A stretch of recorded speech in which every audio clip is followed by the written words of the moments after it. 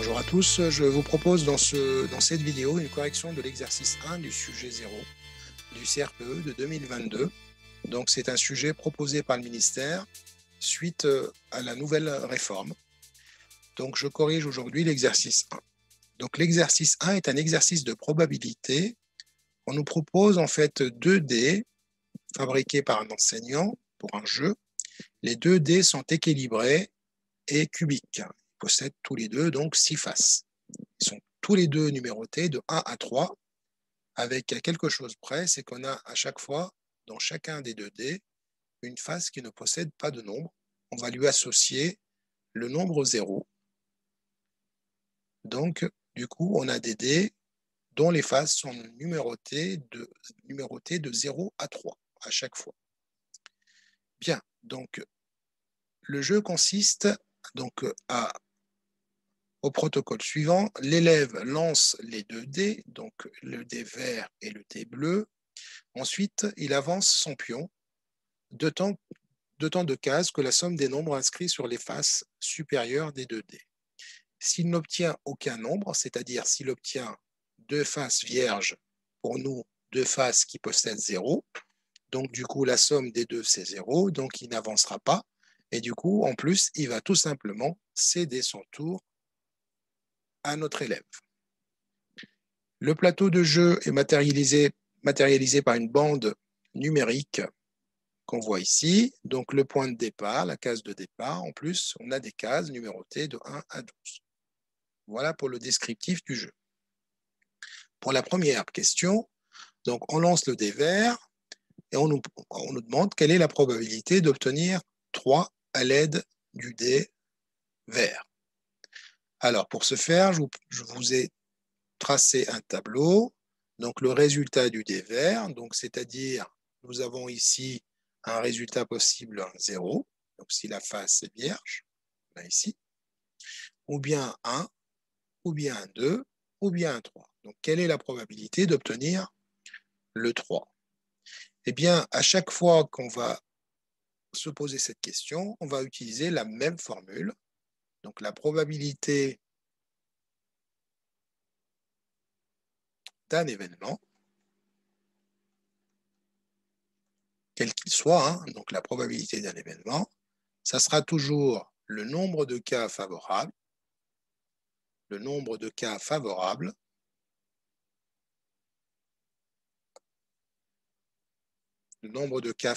sur le nombre de cas total. Donc le nombre de cas favorables sur le nombre de cas, c'est-à-dire de possibilités totales. Alors maintenant, si on l'applique pour l'obtention du 3, donc la probabilité d'obtenir la face numérotée 3 égale le nombre de possibilités de 3. Donc si je regarde le dé vert, nous avons 2 possibilités. On peut avoir un 3 sur cette face et on peut avoir un 3 sur cette face-là. Donc nous avons 2 possibilités sur un total, donc du coup, de 6 faces. Donc la probabilité d'obtenir un 3, c'est 2 sixièmes que je pourrais écrire 1 tiers. Alors on peut s'amuser à compléter donc la loi de probabilité du dé vert. Quand je dis la loi de probabilité, c'est-à-dire compléter, calculer les probabilités la probabilité de chaque événement. La probabilité de tomber sur la face 0, c'est donc une fois, on n'a qu'un 0 sur 6 total. Donc, le nombre de cas favorables, c'est 1. Le nombre total de cas, c'est 6. Donc, la probabilité d'obtenir 0, c'est 1 sixième. La probabilité d'obtenir 1, la face 1, donc on aura 2 possibilités sur un total de 6. Donc, 2 sixièmes, ce qui est égal à 1 tiers, comme nous avons autant de chances d'obtenir 1 que 3. Et la probabilité d'obtenir 2, nombre de cas, on a une seule possibilité d'avoir 2 sur un total de 6. Maintenant, pour vérifier qu'on ne s'est pas trompé, il faut additionner toutes les probabilités dans ce cas-là, et normalement, on est censé avoir 1. Pourquoi? Puisque c'est l'événement certain. Donc là, on est certain d'avoir toutes les possibilités. Donc si j'additionne les probabilités de toutes les possibilités, je suis censé attendre à avoir un 1, puisque c'est la probabilité de l'événement dit certain. Donc 1 sixième plus 2 sixièmes, c'est 3 sixièmes, plus 1 sixième, c'est 4 sixièmes, plus 2 sixièmes, c'est 6 sixièmes, et 6 sixièmes, c'est 1. On ne s'est pas trompé. Maintenant, si on calcule la loi, donc on détermine la loi de probabilité pour le D bleu, donc c'est pareil. Donc on n'oublie pas de rajouter ici le 0 sur cette face-là. Donc du coup, la probabilité d'obtenir un 0, donc j'ai une possibilité, un cas favorable sur 6. Pour le 1, c'est encore un cas favorable sur 6. Pour le 2, attention, on a 2 2. Donc un 2 ici et un 2 là. Donc ça sera 2 sixièmes. Pour le 3, c'est également pareil, 3 sixièmes. Donc 3 sixièmes plus 2 sixièmes, c'est 5 sixièmes. Pardon, 2 sixièmes, je me suis trompé ici. D'où l'intérêt de vérifier toujours votre somme. Donc nous avons 2, 3. Donc 2 sixièmes plus 2 sixièmes, 4 sixièmes, 5 sixièmes, 6 sixièmes. Donc c'est parfait. Nous avons donc déterminé les deux lois de probabilité pour le D1, pour le D vert et pour le D bleu. On passe donc à la question 2. Donc l'élève lance les 2 dés. Il calcule la somme des nombres obtenus. Quelles sommes peuvent être obtenues? Alors, pour répondre à cette question, j'ai tracé un petit tableau qui résume, qui modélise ma situation, qui modélise l'expérience des lancers des 2 dés. Alors, à l'horizontale, donc j'ai un dé. À la verticale, j'ai aussi un dé. Donc, le dé vert, il est juste, c'est le dé qui est ici, donc à l'horizontale, donc 0, 1, 1. Donc, on a 2, 1 et 2, 3. Donc, on a 2, 1 et 2, 3. Donc, ça, c'est le dé vert. Donc, je vais noter ici dé vert. Et le dé bleu est modélisé par cette colonne-là. Le dé bleu est ici. Donc, le dé bleu possède une face où il y a un 0, une face où il y a un 1, deux faces avec un 2 et deux faces avec un 3. Et l'expérience consiste, donc on lance les 2 dés, et puis on va additionner les résultats des deux faces supérieures. Donc du coup, on va compléter le tableau. Donc si j'ai un 0 avec le dé bleu et un 0 avec le dé vert, c'est 0. 0 plus 1, c'est 1. Donc là, on va recopier la colonne, la ligne pardon, supérieure. Si j'ai un 1, bah, je vais incrémenter de 1. Donc j'ai un 1 avec le bleu et 3 avec le vert, ça me fait un résultat de 4. Si j'ai un 2, eh bien 2 plus 0, ça fait 2. 2 plus 1, ça fait 3. 2 plus 2, ça fait 4, etc. Donc j'ai 2, 2, donc on répète la même ligne. Et pour le 3, donc si j'ai un 3 plus 0, c'est 3. Et 3 plus 3, c'est 6. Et 3 plus 3, c'est 6. Et puisque j'ai 2, 3, donc je recopie cette même ligne. Ça revient à la même chose. Donc là, je complétais toutes les sommes possibles.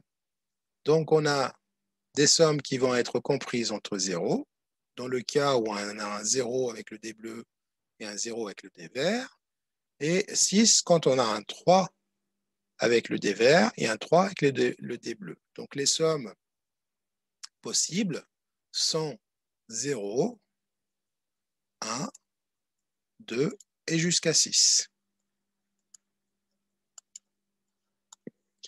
Voilà. Question B. Donc attention ici, dans le remplissage du tableau, il fallait bien tenir compte du nombre de fois où on répète les faces 1, 2, etc. Sinon, le calcul, bien sûr, on ne pourra pas l'utiliser pour calculer des probabilités. Hein. Ça c'est le piège à éviter, évidemment. Hein. Donc, du coup, en fait, le dé vert, on a bien nos 6 faces qui sont numérotées, donc de 0 à 3, mais attention, on a deux faces où il y a le 1, et on a deux faces où il y a le 3 pour le dé vert, et pour le dé bleu, il faut bien indiquer les deux faces qui contiennent le 2, et les deux faces où on a marqué le 3. Question B, quelle est la probabilité qu'ils doivent passer son tour. Donc la probabilité pour qu'il passe son tour, c'est en fait, c'est tout à fait égal, c'est la probabilité d'obtenir une somme égale à 0. C'est d'après le protocole du jeu. Une somme égale à 0. Alors, pour obtenir une somme égale à 0, eh bien, il n'y a pas trop de choix. Il faut avoir un 0 avec le dé bleu et 0 avec le dé vert. Donc, du coup, si je regarde, j'ai qu'une seule possibilité. Alors, sur un cas favorable, sur un nombre total, et si vous avez un tableau de 6 lignes et 6 colonnes, donc nous avons un nombre total de 36 possibilités. Donc, c'est une chance sur 36 de tomber sur une somme égale à 0. Alors, ce résultat, on peut le trouver autrement. Je propose une deuxième méthode ici. Alors, deuxième méthode.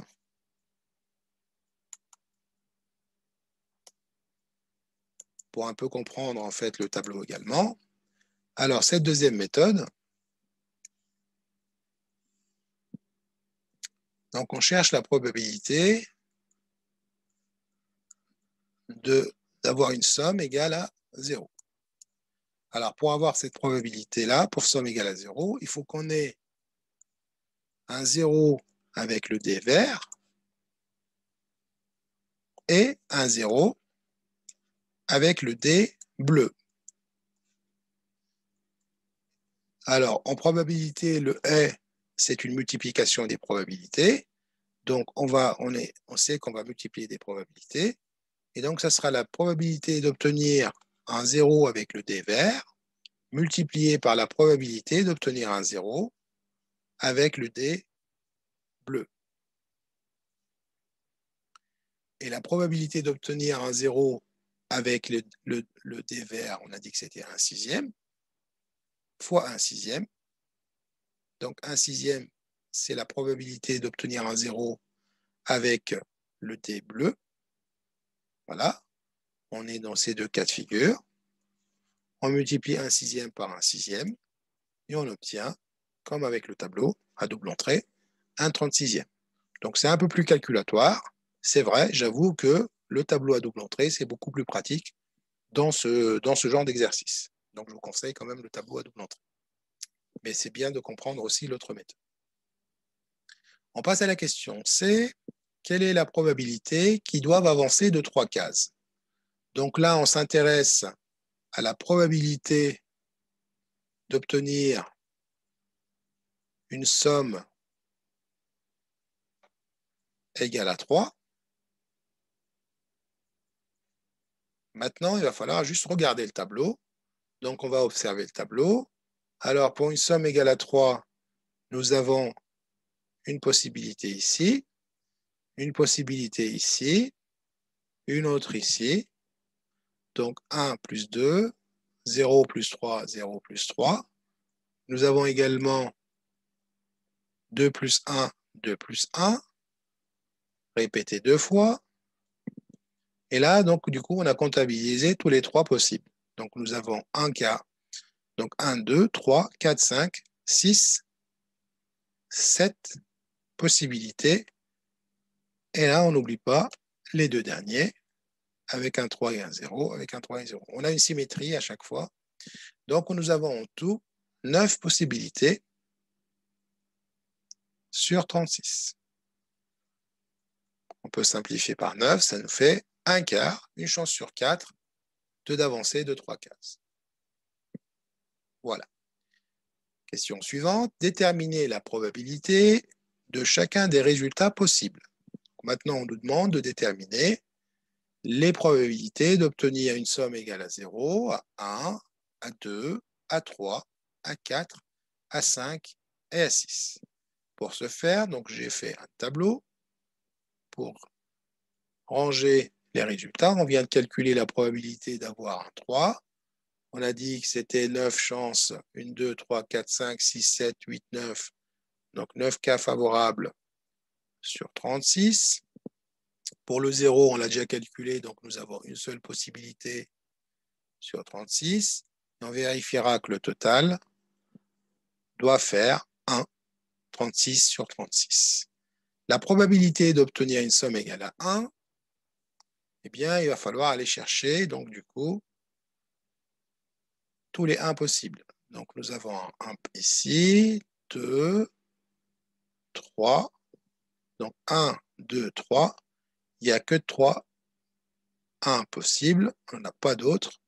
Donc, 3 chances, 3 cas favorables sur 36. Pour le 2, alors pour le 2, nous avons un 2 ici, un 2 ici, un 2 ici, un 2 ici et un 2 ici. Donc 1, 2, 3, 4, 5. Nous avons 5 cas favorables sur un total de 36. Alors pour les 4 maintenant, donc c'est vraiment un comptage, hein, ni plus ni moins. Donc les 4, on les voit ici. Donc un 4 ici, 4 ici, 1 plus 3, 1 plus 3, 2 plus 2, encore 2 plus 2, 3 plus 1, 3 plus 1, et 3 plus 1, et 3 plus 1. On a comptabilisé tous les 4 possibles. Donc nous avons 1, 2, 3, 4, 5, 6, 7, 8 cas favorables sur 36. On passe au 5. Alors, pour le 5, nous avons 1, 5 ici, 2, 5, 3, 5, 4, 5, 5, 5, 6, 5. Donc, 6 possibilités. Donc, 6 sur 36. Et pour le 6, nous avons les 4, 6 qui sont là. Les 6 sont les formes qu'avec les 3, donc on n'a que ces 4-là. Donc, on va vérifier d'avoir 36 sur 36 pour être sûr qu'on n'a pas oublié un nombre. Donc, 10, 6 plus 4, ça fait 10, 18, 27, 27, 32, 35, 36 sixièmes, un total de 36 sixièmes, ce qui nous fait un 1. Donc, la vérification est bonne. Très bien. Donc, on a complété les probabilités d'obtenir une somme égale à 0, etc., etc. On remarque quand même, on a plus de chances d'avancer de 3 cases que de 4 ou de 2 ou de 1 ou de 5. Et on a très peu de chances de céder son tour. Voilà, donc les élèves qui vont attendre, là, il y en a beaucoup qui vont attendre assez longtemps. Voilà pour la question C. D, pardon. Donc, on va passer à la question E. Quelle est la probabilité que le résultat du D vert soit strictement supérieur à celui du D bleu? Donc, on jette les deux et on voudrait que le vert soit supérieur, le résultat du D vert soit strictement supérieur à celui du bleu. Donc, le vert est ici. Donc, si je lance un 0, ben, ce n'est pas possible, puisque le 0, il ne peut pas être supérieur aux autres, ça ne marche pas. Donc, si je lance un 1, si je lance ici, j'obtiens un 1, pardon. Donc, si vous lancez, vous obtenez un 0 avec le vert, bon, c'est cuit. Donc, si je lance et j'obtiens un 1, quels sont les résultats que je peux garder pour le D bleu? Donc, on est d'accord que le D bleu, donc le vert, est strictement supérieur. Donc, je peux avoir qu'un seul cas de figure, c'est-à-dire le cas que je vais avoir, c'est celui-là. Donc, je peux obtenir un 0, ça marche, puisque 0 est inférieur à 1. 1, ça ne marche pas, parce qu'après, c'est égal, et les autres sont au-dessus. Donc, je garde qu'une seule possibilité. Alors maintenant, pareil, donc si vous lancez un 1, si vous obtenez un 1 avec le dé vert, le seul choix possible pour le dé bleu, c'est un 0. Donc, vous avez un seul choix.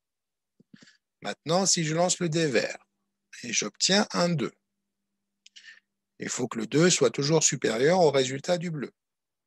C'est-à-dire, je peux avoir un 0, je peux avoir un 1, mais 2, je ne peux pas, puisque 2, c'est égal à 2, et je veux que ça soit strictement supérieur. Donc, j'ai deux possibilités, ou bien le 0, ou bien le 1. Donc, je mets un triangle pour pouvoir les compter après. Donc, nous avons, donc si je lance le dé vert et j'ai un 2, les résultats possibles du bleu, ça sera ou le 0 ou le 1. Les autres, c'est pas bon. Maintenant, si je lance le dé vert, supposons on obtient un 3. Donc, 3 est supérieur à 0, donc ça marche. Strictement supérieur à 1, ça marche. Strictement supérieur à 2, ça fonctionne. Ça fonctionne encore. Par contre, pour le 3, c'est pas bon, puisque c'est égal. Et pareil, donc, puisque c'est un 3, donc je vais avoir le même cas de figure ici. Maintenant, il y a juste à compter le nombre de cas possibles.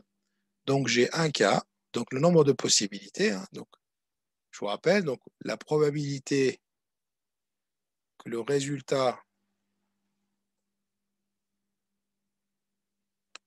du dé vert soit strictement supérieur au résultat du dé bleu. D'accord? Donc, le nombre de cas favorables. Combien j'ai de cas? Ben, j'en ai 1, 2, 3, 4, 5, 6, 7, 8, 9, 10, 11, 12. J'ai 12 possibilités sur 36. Donc, nous avons 12 possibilités sur 36 pour que ça fonctionne. C'est-à-dire, je peux le simplifier, j'ai une chance sur 3 pour que le résultat du dé vert soit strictement supérieur au résultat du dé bleu. Hein. Pour le fonctionnement, je vous le répète, hein, donc on suppose d'abord qu'on ait une sortie 1, par exemple au niveau du dé vert, ou 0. 0 ne peut pas être supérieur à 0 et 1 et 2, donc je ne le prends pas. Si j'obtiens ou si j'avais un 1, donc là, les résultats possibles du dé bleu, c'est uniquement le 0, puisque je dois avoir un résultat qui est inférieur au résultat du dé vert. Autrement dit, la sortie du dé vert doit être supérieure strictement au dé bleu. Donc 1 est supérieur à 0, mais 1 est égal à 1. Donc il n'est pas supérieur, donc je garde 1, etc. Donc nous arrivons à 12 possibilités sur 36, ce qui nous fait exactement un tiers. Donc là, on voit vraiment que le tableau est très, très utile, tableau à double entrée, pour ce genre d'exercice d'entraînement. On passe à la troisième question. Donc, après 2 tours de jeu, un élève est arrivé à la case 10. Quelle est la probabilité qu'il se soit arrêté sur la case 4 au premier tour? Alors, c'est une question un peu difficile, celle-là. Alors, parce qu'il y a plusieurs informations. D'abord, donc on sait que, donc je vais revenir au schéma précédent. Donc, on sait que l'élève est arrivé à la case 10 avec 2 tours.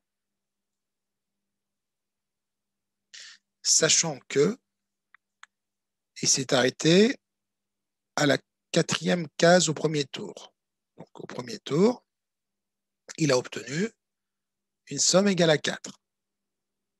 Ensuite, il est arrivé au 2e tour à la case 10, c'est-à-dire il a obtenu 6 ensuite. Donc, en fait, il a obtenu 4, puis 6, pour avoir 10 pour arriver à la 10e place.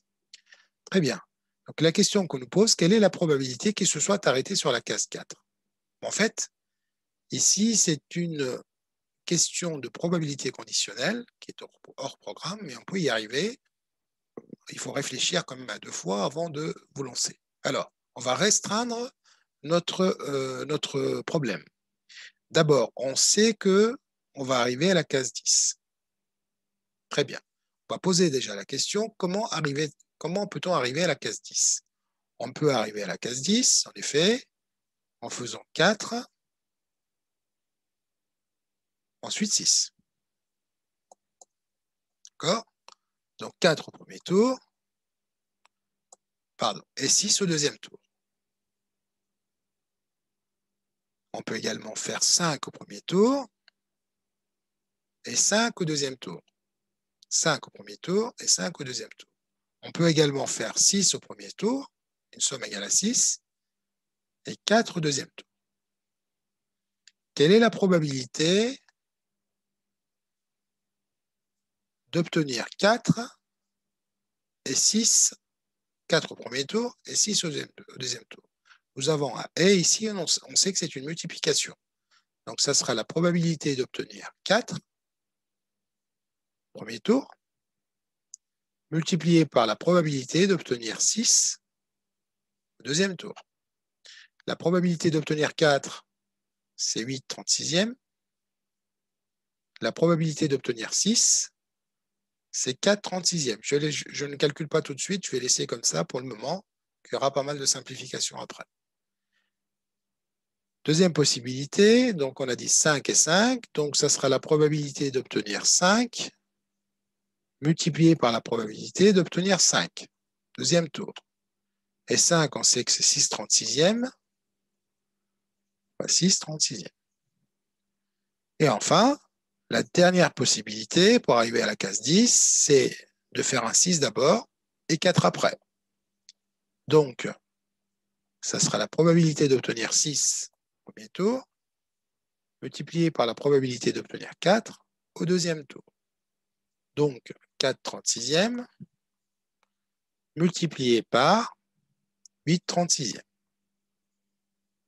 Maintenant, je calcule la probabilité d'atteindre la case 10. Pour atteindre la case 10, j'ai 3 branches possibles, la première, la deuxième ou la troisième. Donc, ou celle-là, ou celle-là, ou celle-là. Donc, ce qui me permet d'additionner les 3 résultats. Donc, ce qui me fait 8 fois 4, donc j'ai 32 divisé par 36 fois 36, plus 6 fois 6, donc 36 sur 36 fois 36, plus 8 fois 4, ou 4 fois 8, ça va être 32 sur 36 fois 36. Donc, si j'additionne tout ça, ce qui me donne 100 sur 36 fois 36. Je laisse le 36 fois 36 puisque ça va se simplifier un peu plus loin. Donc maintenant, la question que je me pose, quelle est la probabilité, donc quelle est la probabilité de passer, que l'élève s'arrête, donc que l'élève s'arrête sur la case 4 au premier tour, d'accord, sachant qu'il se trouve à la case 10 au deuxième tour. Voilà, c'est de cela dont il s'agit. Donc l'élève s'arrête à la case 4. Quelle est la probabilité pour que l'élève s'arrête à la case 4, sachant qu'il se trouve à la fin, à la case 10 au deuxième tour? Eh bien, en fait, pour passer par la case 4, j'ai qu'un seul chemin possible. C'est celui-là. Parce que là, vous avez 3 chemins possibles. Il n'y en a qu'un qui passe par la case 4. Il n'y a que celui-là. Les 2 autres ne passent pas par la case 4. Donc, c'est une proportion, en fait, de cette quantité par la quantité totale. Donc, je sais que par ces 3 moyens, j'arrive à la case 10. La probabilité pour que j'emprunte ce chemin-là, eh bien, ça sera la probabilité de ce chemin divisé par la probabilité totale de tous les chemins. Ben, c'est ce qu'on va faire. Donc, égale la probabilité du chemin 4, ben, on l'a déjà calculé, donc c'est 8 fois 4 sur 36 fois 36. Donc, ça fait 32 sur 36 fois 36. Et la probabilité totale, la somme de toutes les probabilités, c'est 100 sur 36 fois 36. Donc, c'est le quotient de 2 fractions. Donc, ça revient à multiplier la première fraction par l'inverse de la deuxième. Donc, 32 sur 36 fois 36 fois l'inverse de la deuxième, c'est-à-dire 36 fois 36 sur 100. Et bien là, je vais pouvoir simplifier par 36 au carré, là. Il va me rester 32 centièmes, c'est-à-dire j'ai une probabilité de 32%, un peu moins qu'une chance sur 3, pour passer par la case 4 tout en arrivant, sachant que j'arriverai à la case 10 au deuxième tour. Donc la probabilité pour que l'élève s'arrête sur la case 4 au premier tour, sachant qu'il se trouve à la case 10 au deuxième tour, est de 32%. Voilà, nous arrivons à la fin de cette séquence. J'espère vous voir très bientôt pour la suite de la correction. Merci à vous. Au revoir.